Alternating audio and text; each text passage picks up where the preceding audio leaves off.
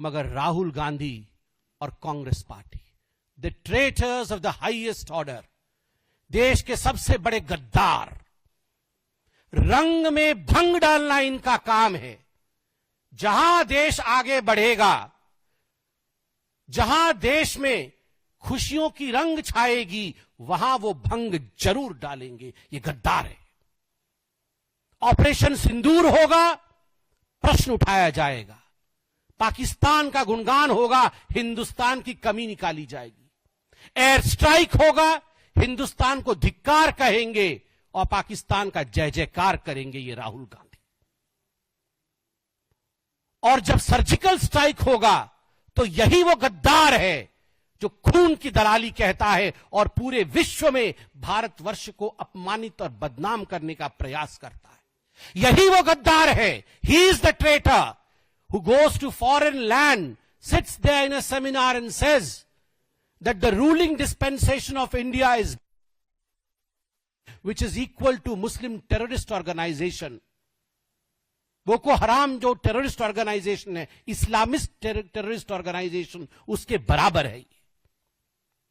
अगर ये गद्दारी नहीं है तो गद्दारी की डेफिनेशन क्या है? If this is not what traitors are, if this is not what traitorship means, what is the meaning of a traitor? Please tell me. Congress के लिए मेरे पास केवल 3 शब्द हैं। कांग्रेस के लिए मेरे पास केवल 3 शब्द हैं: topless, brainless, shameless. Today they went topless, brainless. कहां पर पार्टी के लिए प्रदर्शन करना चाहिए और कहां देश की गतिविधि चल रही है, प्रदर्शन नहीं करना चाहिए, इतना भी सोच नहीं है, इतनी भी मस्तिष्क में स्थान नहीं है, इतना विवेक नहीं है कांग्रेस के पास कि ये जो एआई की समिट चल रही है, ये बीजेपी का समिट नहीं है, ये बीजेपी की राष्ट्रीय कार्यकारिणी नहीं है, ये एआई समिट है पूरे विश्व का। वहां we should not go topless, वहां प्रोटेस्ट नहीं होता है। Topless, brainless and shameless. Sharing with you learnings, many. One was very surprising learnings that when so many good things are happening, how one small thing can be highlighted so much. It's a personal learning for me. It was also a learning for me that people who are in politics, they don't even, some of the people are opposition, they don't even understand what the youth today wants. And they try to create things which really, it's really sad in a way and funny in another way.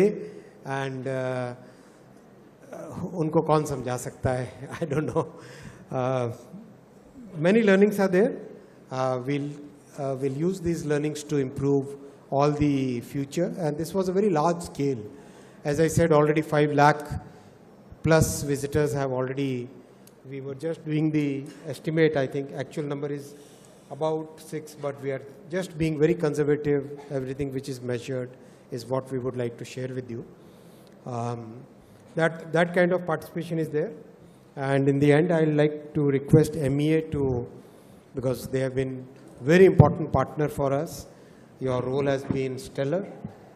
Delhi Police also, I would like to thank all the security participants who were present throughout this and all the friends of media. You played a very constructive role. A big round of applause for the media. Thank you, friends. Congress party ने कृत्य किया है, ये एक देश विरोधी कार्य है। राहुल गांधी और गांधी वाड्रा परिवार को हमेशा दिक्कत होती है जब दुनिया में भारत का मान सम्मान ऊपर होता है। वो वर्ल्ड एआई समिट थी जो भारत में हो रही थी, जिसका नेतृत्व भारत कर रहा था।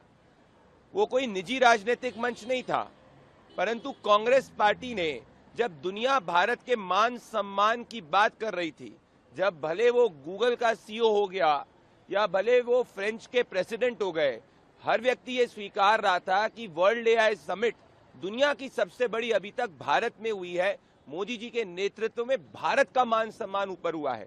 तो जैसे एक देश विरोधी व्यक्ति को जब भी देश का मान सम्मान ऊपर होता है उसको दिक्कत होती है, मिर्ची लगती है, जलन होती है, ठीक उसी भाव से गांधी वाड्रा परिवार ने अपने कांग्रेस के वर्कर्स को इंस्ट्रक्शन दिया और ये देशविरोधी कृत्य किया। आज ये बात साबित हो चुकी है कि 3 लाख युवा जो वहां पे एंटरप्रेन्योर्स के रूप में आए थे, जो अपनी इनोवेशन को आगे ग्लोबल स्केल पे आगे बढ़ाने की बात आए थे, जो $200 बिलियन का इन्वेस्टमेंट कमिटमेंट देके गए हैं, इन सबसे गांधी वाड्रा परिवार को दिक्कत हुई है।